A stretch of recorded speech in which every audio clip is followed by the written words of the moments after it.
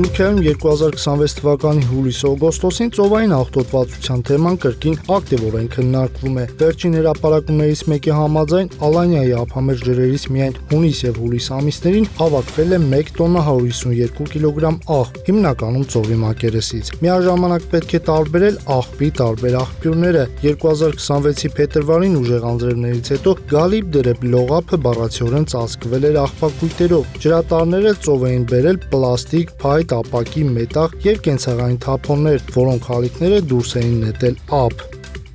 ԱՄՆ պաշտպանության նախարար Փիթ Հեքսեթը Պանամայում հանդիպման ժամանակ կոչ է արել դաշինքի լատինամերիկյան անդամներին դուրս գալ միջազգային քրեական դատարանից եւ չճանաչել նրա իրավազորությունները։ Հեքսեթի հիմնական հիմնավորումն այն է, որ միջազգային քրեական դատարանն իր գնահատմամբ սահմանափակում է պետությունների ինքնիշխանությունը եւ կարող է միջամտել ռազմական գործողություններին։ Նա պնդել է, որ երկրները պետք է պահպանեն սեփական զինված ուժերը կիրառելու եւ դրանց գործողությունների համար իրավական որոշումներ կայացնելու վերահսկողությունը։ Իտալիայի Կոլեֆերո քաղաքում Ռոմից մոտ 40 կիլոմետր հարավ-արևելք զինամթերքի գործարանում հրդեհից հետո հզոր պայթյուն է տեղի ունեցել։ Գործարանը պատկանում է KNDC Ammo Italy-ին եւ նախկինում կոչվել էր Simel Difesa։ Նախնական տեղեկություններով պայթյունը տեղի ունեցել վառոդի մամլման արտադրամասում։ Պայթյունը շատ ուժեղ է եղել եւ ձայնը լսվել է հարակից բնակավայրերում։ Զոհերի կամ վիրավորների մասին տեղեկություններ չկան։ Աշխատակիցները տեղափոխվել են անվտանգ հատվածներ։ 2026 թվականի օգոստոսի 13-ին Մեծ Բրիտանիայի հարավ-արևելքում արևելյան Սասեքսի Լյուիս քաղաքի մոտ մարդատար գնացքը դուրս է եկել գծերից։ Գնացքը շարժվում էր Լոնդոնի Վիկտորիա կայանից դեպի Էստբուրն եւ ուներ մոտ 150 ուղևոր։ 3 վագոնները շրջվել են կողքի վրա։ Վերջին տվյալներով 20 մարդ է տուժել, որոնցից 2-ը ծանր, իսկ 18-ը ստացել են տարբեր աստիճանի վնասվածքներ։ Զոհերի մասին հաղորդումներ չկան։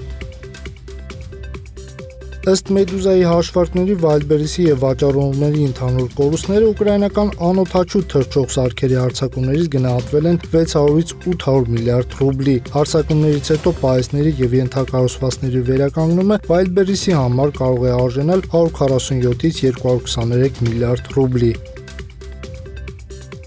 Պուտինն այցելեց Իտրուպ կղզի եւ մենք բողոքի նոտա ենք հղում այս գործողության դեմ։ Հյուսային տարածքները Ճապոնիայի անբաժանելի մասն են կազմում թե պատմականորեն, թե միջազգային իրավունքի համաձայն, հայտարարել է Ճապոնիայի վարչապետ Սանաե Տակաիչին։ Ռուսաստանի նախագահը Իտրուպ այցը վիրավորում է ճապոնացի ժողովրդի զգացմունքները եւ բացարձակապես անընդունելի է։ Այս այցը ավելի է սրել հակառուսական տրամադրությունները Ճապոնիայում եւ դժվարացրել է հարաբերությունների վերականգնումը, նշել է նա։